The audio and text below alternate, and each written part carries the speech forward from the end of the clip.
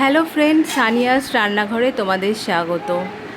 আজ আমি গ্রাম্য স্টাইলে দেশি মুরগিকে কিভাবে ক্লিন করা হয় সেটা থেকে রান্না করা পর্যন্ত পুরোটা তোমাদেরকে দেখাবো। তোমরা ভিডিওটা পুরোটা দেখতে থাকো, আর ভিডিওটা ভালো লাগলে প্লিজ লাইক করো, শেয়ার করো, সাবস্ক্রাইব করো নতুন হলে, পাশে থেকেও। চলো তোমাদের দেখাই গ্রামে কিভাবে দেশি মুরগিকে ক্লিন করা হয়। দেখো, এইভাবে একটা একটা করে ছাড়িয়ে গ্রামে দেশি মুরগিকে ক্লিন করা হয়। তারপর আস্তে আস্তে এটাকে ভালোভাবে ধুয়ে ছোট ছোট করে পিস করে সেটাকে রান্নার জন্য প্রস্তুত করা হয়।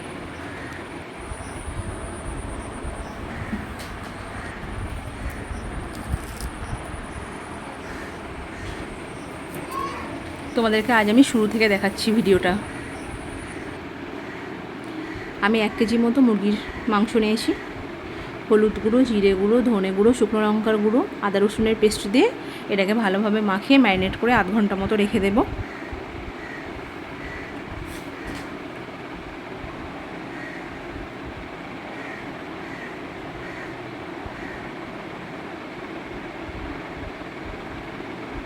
এখানে অল্প তেল ও অল্প মশলা দিয়ে আমি এই রান্নাটা করব। একটু লবণ মাখিয়ে নিলাম। আমি খুব কম তেলে এটা ইউজ করব, তোমরা চাইলে আর একটু বেশি তেল ইউজ করতে পারো। দেখো, তেলটা খুবই কম দিয়েছি। এবার আমি একটু বড় করে পেঁয়াজটাকে কেটে নিয়েছি, কারণ এই মাংস তো খুব শক্ত হয়, তাই যাতে গায়ে না লেগে যায়। আর পেঁয়াজটাকে খুব লালভাবে আমি ভাজবো, হালকাভাবে। দেখো, এবার এর মধ্যে আমি আস্তে আস্তে কাঁচা লঙ্কা অ্যাড করব। তোমরা চাইলে আরও ইউজ করতে পারো, স্বাদ মতো ঝালটা তোমরা দেখে নিয়ে সেটাকে ইউজ করবে।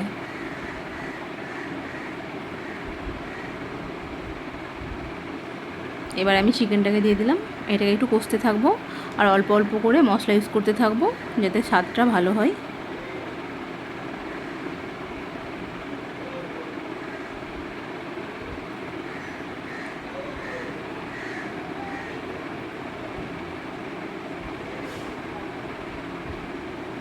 গ্রামের স্বাদে এটা দেশি মুরগির ঝাল রান্না আমি করব। এই পর্যায়ে এসে হলুদ গুঁড়ো আর শুকনো লঙ্কার গুঁড়ো একটু যদি দেওয়া হয় তাহলে কালারটা একটু ভালো আসে। বেটে রাখা পেঁয়াজের পেস্টটা দিয়ে দিলাম আমি। ভালো করে মাখিয়ে কষে নেব 15 মিনিট মতো।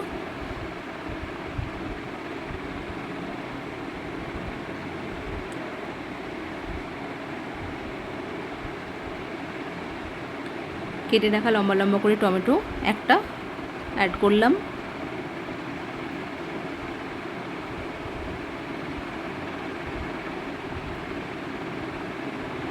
কেটে রাখা আলুকে অ্যাড করব। আমি আলাদাভাবে ভেজে রাখবো না, খুব কম টাইমের মধ্যে করব। তোমাদেরকে দেখাবো কত সুন্দরভাবে এটা সিদ্ধ হয়েছে। এইভাবে প্রথম দিকেই এটাকে দিলে ভালোভাবে এটা কষাটাও হয়ে যাবে।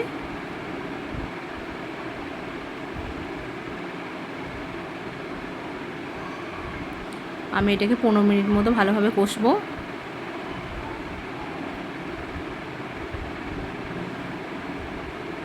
এবার এটাকে একটু ঢাকা দিয়ে রাখবো। আর একটা সাইডে আমি একটু ফোড়ন দেব, তেজপাতা, জিরে আর হালকাভাবে কুচিয়ে রাখা রসুনকে। আমি 5-6 পিস মতো রসুন নিয়েছি। এটাকে ভালোভাবে একটু ফোড়ন দিয়ে এটাতে ভালোভাবে আমরা একটু কষবো। ওটা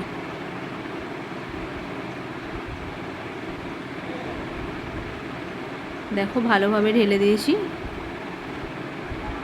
এবার এটাকে ভালো করে একটু কষতে হবে। 15 মিনিট মতো তোমরা এটাকে কষে নেবে।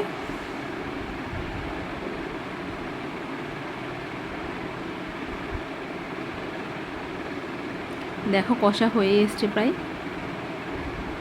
খুব সুন্দর কালার আসছে। এবার জল ঢালবো, পরিমাণ মতো জল দিয়ে এটাকে সেদ্ধ করে নিও।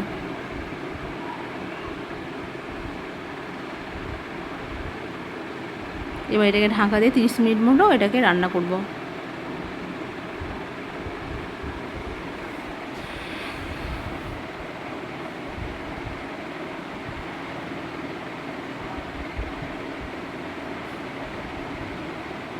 দেখো, সুন্দর স্মেল আসছে। রান্নাটা প্রায় আমার হয়ে এসছে। কত সুন্দরভাবে রান্নাটা হয়েছে দেখো, সব কিছু জিনিসটা পরিমাণ মতো হয়েছে, মশলাও কম ইউজ করেছি। তোমাদেরকে দেখাবো কতটা সিদ্ধ হয়েছে দেখো। তো দেশি মুরগির এই পাতলা ঝোল করার জন্য প্লিজ তোমরা আমার পাশে থেকো, আমার চ্যানেলটিকে সাবস্ক্রাইব করো। আমি সানিয়াস রান্নাঘর চ্যানেলে তোমাদের স্বাগত। তো তোমরা একটু লাইক করে দিও, আর ভালো লাগলে কমেন্ট বক্সে লিখে জানিও। তোমাদের দেখাই